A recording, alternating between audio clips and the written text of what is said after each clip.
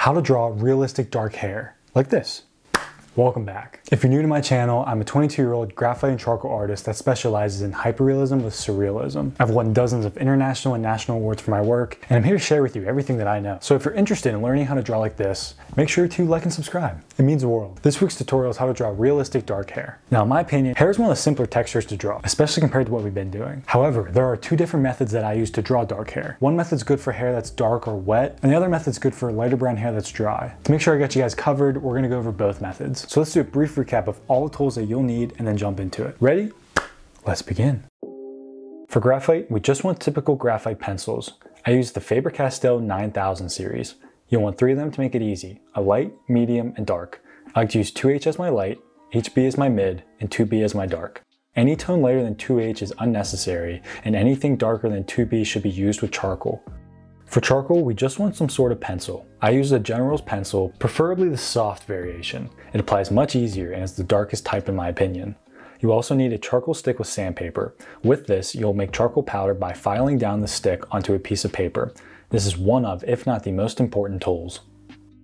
Starting off for our erasers, the Tombow Mono Eraser is used for more prominent highlights with sharper edges, hence the minute tip. The Faber-Castell Perfection 7056 is used for more subtle highlights with softer edges, mainly tone and value based. An electric eraser is used for the strongest of highlights. By pressing the button, the tip spins at a speed that allows almost anything to be erased. It's a tool that I recommend to anyone, and one that once you have it, you don't really know what you do without it. The kneaded eraser can be shaped to your liking and is great for more abstract, unpredictable highlighted textures. Finally, the Faber-Castell Dust-Free Eraser is used to clean up any smeared charcoal. It's not required, but incredibly convenient, and I highly recommend. As you can see, erasers are vital to the detailing process, which is why we have the most tools in this category. Any sort of makeup or art brush will be used for most of the blending. I personally use the IPC1 by Dynasty brushes. I recommend you use some sort of makeup brush since they blend the smoothest from my experience. We'll use a blending tortillon for blending the smaller graphite details. Lastly, a soft tissue, preferably Kleenex, is best when trying to achieve a very smooth, uniform tone. These 3 tools will be able to blend anything we'll ever need. Looking at our miscellaneous items, the Faber-Castell Polychromos color pencil is fantastic at achieving the same dark tones of charcoal in small, hard-to-reach areas where charcoal cannot get. A white gel pen can be used at the end to strengthen and make the brightest highlights shine even more. However, it's not necessary. I personally like the Jelly Roll pens. Lastly, any stiff brush is great for wiping away all those shavings that get in the way. Again, not necessary, but very convenient. For my sharpeners, I use the KUM Magnesium Sharpener for my graphite pencils and the General's All Art for my charcoal pencils. The brand doesn't really matter though. What matters is that you have separate sharpeners for your graphite and charcoal pencils because they actually sharpen differently. For my paper, I use the Strathmore 500 series plate or smooth 3-ply. Because of how expensive it is, if you want to use the 400 or even the 300 series, you can. The most important thing is that you use Bristol paper that is smooth, not vellum. Vellum does not allow you to achieve the smallest of details like smooth can due to the vellum's tooth. Now that we've gone over every single tool that I use, let's begin. As always, we start out with our grid. This one's 4 inches by 4 inches, and if you'd like to know how I make my grid, let me know down in the comments and I'll go over that in a tutorial in the near future. We're going to start out with the reference of the hair that's darker and wet. Now, if you've seen my other tutorials, you know that we always start with the base. However, this one's a little different. You can see that almost the entire background is pitch black. There aren't really any midtones in the entire thing. It's basically either pitch black or highlighted hair. To make this super easy for us, the base is going to be pitch black. We're going to grab our charcoal pencil or charcoal stick, whichever you prefer. We're going to circle around our grid points so that we don't lose them. And then really, we're just going to color the whole thing jet black with charcoal. Now, with something that's more abstract like hair, it's harder to tackle as a whole than other textures. So that's why having a grid is so important. So make sure you have those grid points, and I'm only going to color in half at a time. That way, by breaking down the reference into half the squares, it's much easier to comprehend. So once I'm done fully filling it in, I'll grab the charcoal pencil and I'll lightly go over top of the entire thing, making sure that the strokes are going in the same direction. Even if you color in the charcoal fully, it will leave streaks, and if they're all over the place, it looks messy. Now, normally stage 2 is a shadow stage, but we don't really have shadows here because nothing gets darker than the base. So the second stage will be highlights. So we're going to start with the Perfection 7056, and we're going to look for the strands of hair that are a little blurred. So you can see in the reference that some of the hairs are out of focus and some are in focus. The Perfection 76 is best for the out of focus ones because it has a softer edge. I'm just going to look back and forth, look at my reference, make sure I'm working in the right square. I'm just going to start pulling the charcoal. Now, the bad thing about this takeaway method, you're going to have to sharpen your eraser tools a lot. We're going to be using the Tombow Mono for the sharper in-focus hairs because of the fine tip. Now, it's important you have a clean tip for this step. You can see with every few strokes, I rotate the mono so that I'm on a clean edge, and then I'll use it a little bit. I'll get scissors and I'll snip it. It is so important to have a clean edge because not only does it make the edges sharper, but it makes the strands skinnier. And the skinnier the strands of hair are, the more believable it is. You can see I'm just looking back and forth. I'm just pulling according to the reference. The force in which you pull is important here. You have to push harder to get some of the brighter areas. There's only so much you can pull with these types of erasers. Because we did color the paper black, you can't ever get back that white of the paper. Although in a minute, we're gonna try to get that. Remember to keep sharpening and snipping off the edges so you have a clean tip.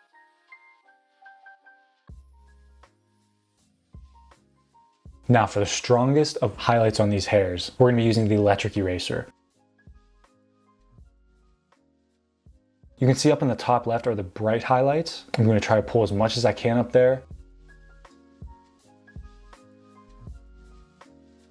And then also to help get that wet effect, you want to add these highlighted dots to make it seem like there are water droplets present. So I'm going around and I'm just dabbing along the lines to help create that effect.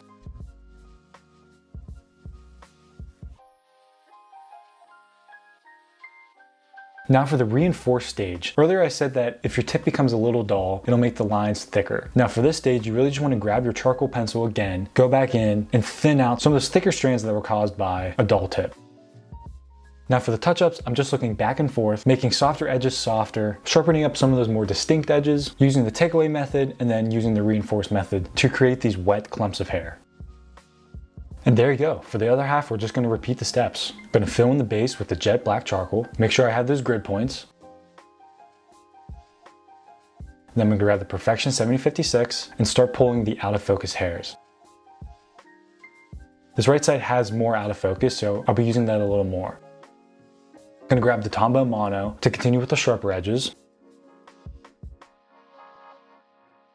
And then grab the electric eraser and go for the more highlighted parts.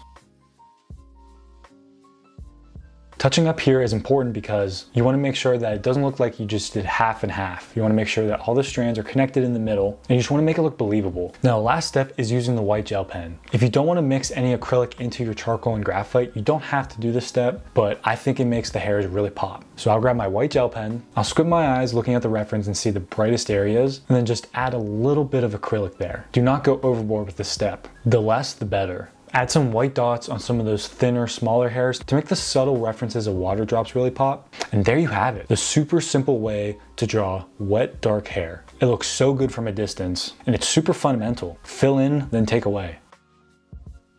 Now, for the second reference, again, we're starting out with a 4" by 4" grid. However, for the base, this time we're going to be doing what we normally do, and that is applying the base with the charcoal powder and the brushes. And that's because in the reference, you can see that there's a majority of midtones, and then some shadows and some highlights. So again, we're going to be working on the first half. In order to mark your grid points, you're going to be using the electric eraser. That way, when you cover over it with the charcoal powder, you can still see it. So grab your brushes, dip them in the charcoal powder, and then in a circular motion, apply a nice, smooth, darker layer. It's best to go in a circular motion to avoid any type of streaks.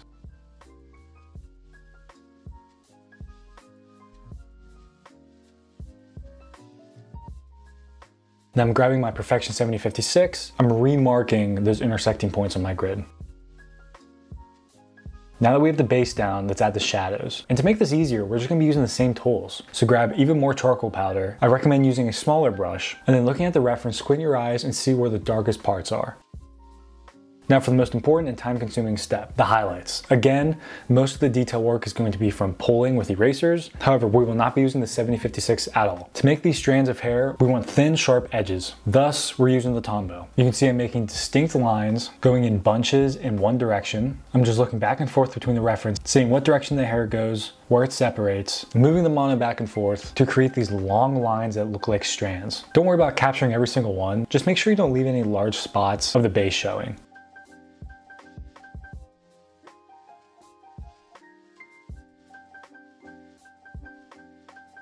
I'll switch over to the brush to darken some of those shadows, and then grab the mono right back and go over them to continue adding texture but also darken where it needs to be darkened.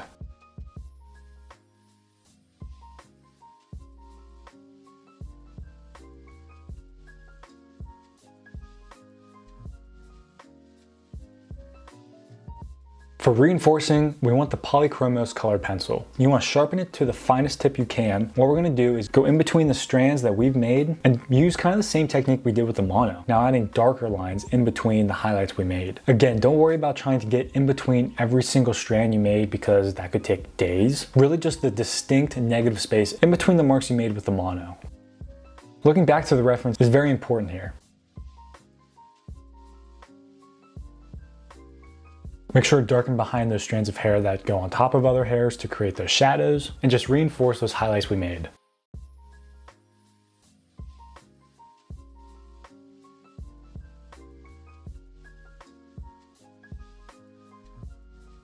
And make sure you're sharpening that pencil as soon as it gets the tiniest bit dull.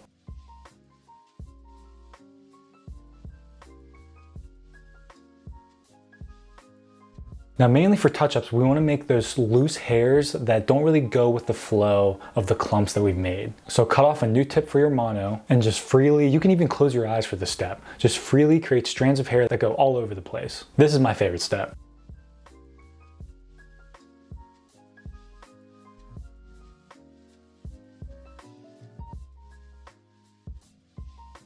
Now we just repeat the steps for the other side. Again, we break it into two halves to just make it easier to get the proportions right with the strands of hair. The smaller you break down the grid, the easier it is to comprehend the detail. With the charcoal powder and the brushes, create the base and then the shadows on top.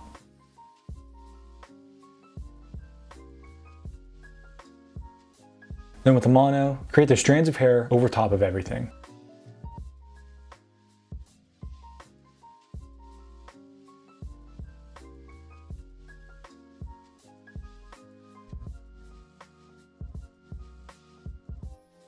We'll grab the Polychromos to reinforce in between. You can see already, before I even start reinforcing, all of the darker spots in between the strands I made, those are the spots that we're darkening. Also, the shadows that we created before the highlights should be reinforced with this step. Again, for touch-ups, we're going to add those loose strands that make it look realistic. Hair is never perfect. There's always going to be those few strands that have a mind of their own, so please don't forget this step.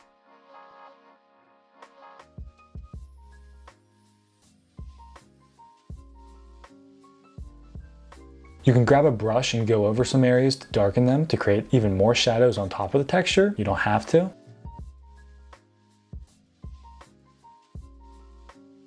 And then of course the last step is the white gel pen. Again, you don't have to do this, but I think it does add a nice pop. You can see on the main groups of hair, there are those highlighted parts, and that's just what we're adding. Just a few strands here and there to give it some dimension.